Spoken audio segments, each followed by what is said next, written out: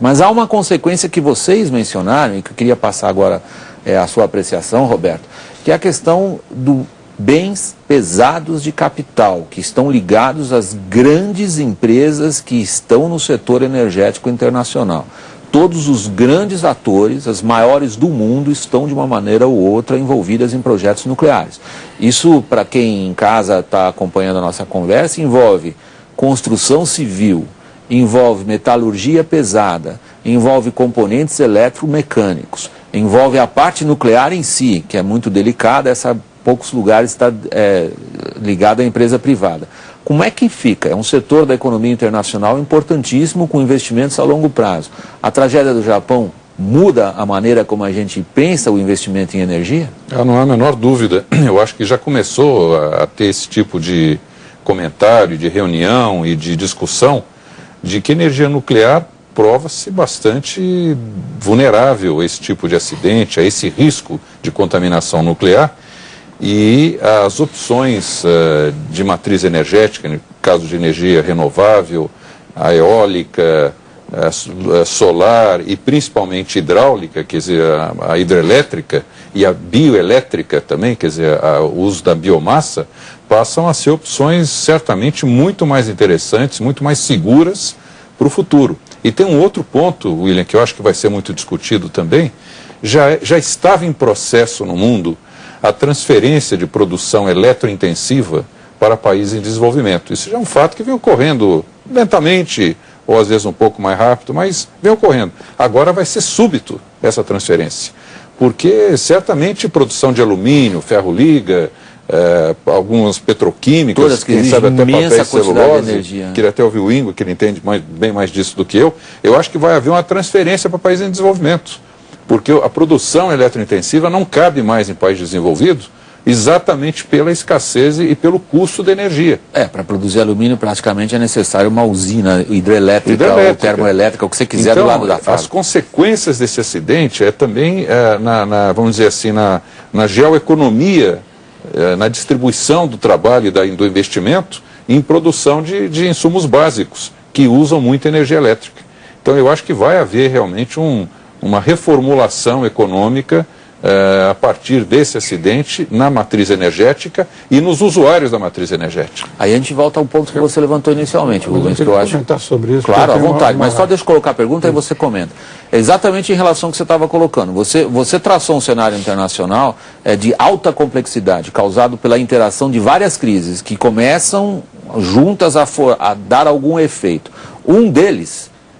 não sei se na contramão ou converge ou não com o que você levantava, que agora o Roberto mostra, como você usou essa expressão, é uma nova divisão quase que geopolítica dos investimentos e das tarefas de cada um em escala global. Como é que fica? Crise ou oportunidade de transformar?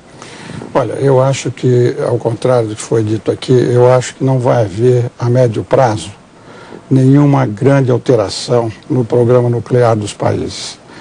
Se a gente examinar o que está acontecendo, os Estados Unidos têm mais de 100 usinas nucleares, a Europa toda ela, a principal fonte de energia é nuclear. A China está construindo 50 e tantas usinas nucleares. Todos os países, Japão tem 53, a França tem 58. Isso é muito difícil você reorientar essa quantidade de energia que é produzida por usinas nucleares. Evidentemente, se houver uma tragédia maior do que já aconteceu lá no Japão na área nuclear, aí os problemas políticos vão ficar maior. Mas como se eles contiverem... E não subestime as ONGs, né, Rubens? Porque não é só governo, é as ONGs também, proibindo, impedindo. O problema aí é econômico, entendeu? Inclusive, dois outros efeitos, se houver isso que foi mencionado aqui, a redução da importância da energia nuclear para a produção de eletricidade nos países. Primeiro, no meio ambiente. Quer dizer, se você reorientar a produção de energia elétrica de centrais nucleares para outras fontes, vai aumentar a emissão. A energia nuclear é considerada limpa. A mais limpa delas. Vai aumentar e vai prejudicar esse combate todo que nós estamos fazendo, camada ozônio, mudança de clima, essa coisa toda. Vai ter um impacto muito forte. Porque obviamente, a primeira energia mais imediata, as outras que foram mencionadas levam algum tempo para você colocar dentro da rede nacional. É o petróleo. O gás. Então, o petróleo e o gás. Então, o preço do petróleo vai para a estratosfera, o gás também vai para a estratosfera, o carvão que vai ser aplicado também. Um o Japão mais sujos, por sinal. É o segundo maior, é o maior importador de carvão do mundo. E a energia nuclear e o carvão são as duas fontes de energia do Japão. Então, eu acho que, do ponto de vista econômico, vai haver muita resistência para uma mudança na matriz energética de todos os países, mesmo aqui no Brasil, que há um programa aí de construção de 8, nós estamos na terceira, mas há um programa de construção de 8 centrais nucleares a médio e longo prazo, em 30 anos, não sei quanto. Se especula que pode ser que mude isso. Eu acho difícil que mude. No Brasil e nos outros países. Acho que dificilmente essa matriz... O Igor queria entrar aqui, vamos deixar aquela outra parte internacional para um pouquinho, depois que o Igor queria, acho que era sobre isso que você queria comentar. Exatamente. Eu acho que dois efeitos fundamentais irão ocorrer. Primeiro, na parte de engenharias, quando você fala de segurança, você tem uma aplicação de um fator, não é? E com isso você carrega uma redundância. Isso em qualquer área. Até no nosso automóvel a gente tem o step, que a gente fica carregando porque há uma redundância. No caso numa usina de energia atômica, a gente tem um fator de redundância muito alto. A pressão internacional que vai existir em modificar esse fator vai fazer com que essa redundância seja bastante elevada. Então, o custo daqui para frente para a instalação de usinas nucleares vai ser exponencialmente alto. E você já imaginou o custo do seguro?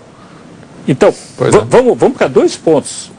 O primeiro, se você coloca uma usina dessa para superar um terremoto em nível 8 Richter, você já tem. Se for para 9, é exponencial a sua redundância. Sim, a escala então, Richter, o teu custo fica tão alto que fica inviável. Né? Começa a ficar inviável. Em segundo lugar, a questão que foi comentada da energia limpa, se ela fosse tão limpa assim, não teria uma evacuação a 30, 60, 120 quilômetros da usina. Mas isso é um acidente, é uma situação extraordinária. Acidente acontece. Esse acontece, a gente está vendo que é real. E é o terceiro, então, não é o primeiro. A opinião pública, ela vai ter uma pressão internacional muito forte para reduzir o risco. Ninguém vai fechar todas as usinas, é evidente que não.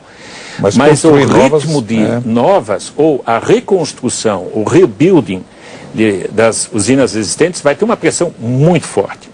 Em segundo lugar, eu acho que com os preços da parte energética, com esses fatores, vai viabilizar muito mais as alternativas nos investimentos. Inclusive o pré-sal. Inclusive o pré-sal, mas também a questão das eólicas, da solar, etc. e tal. Então, se você estiver calculando com petróleo a 100, 120, por uma distância um pouco maior, essas gerações começam a ficar bem mais interessantes do que antes.